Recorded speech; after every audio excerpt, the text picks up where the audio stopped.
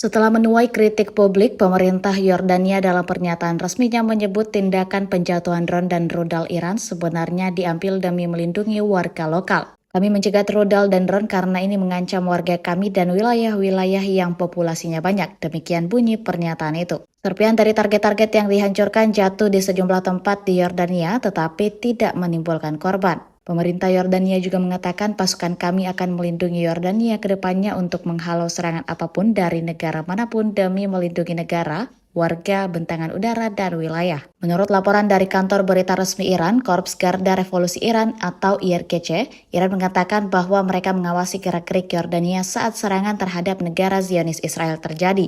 IRGC menyebut apabila Yordania terus mengintervensi, maka negara itu bisa menjadi target selanjutnya. Akan tetapi Menteri Dalam Negeri Iran Nasser Kanani menolak untuk berkomentar. Saya tidak berada dalam posisi untuk mendiskusikan peran Yordania dalam mencegah serangan ini, itu adalah isu militer, ujarnya seperti dilansir Tribun Timur dari BBC. Hubungan kami dengan Yordania ramah dan sudah ada pertemuan rutin antara pejabat kedua negara dalam beberapa bulan terakhir. Perlu dicatat bahwa baru-baru ini kelompok milisi Irak yang didukung Iran, Maqammah Islamiyah melancarkan serangan drone terhadap Tower 22, pangkalan militer AS di Yordania yang menewaskan 3 tentara AS dan 34 lainnya luka-luka. Dalam sejarah, Yordania dianggap sebagai sekutu dekat Amerika Serikat. Hubungan Yordania dan Israel membaik pada tahun 1990-an menyusul perjanjian kedua negara yang didukung Amerika Serikat.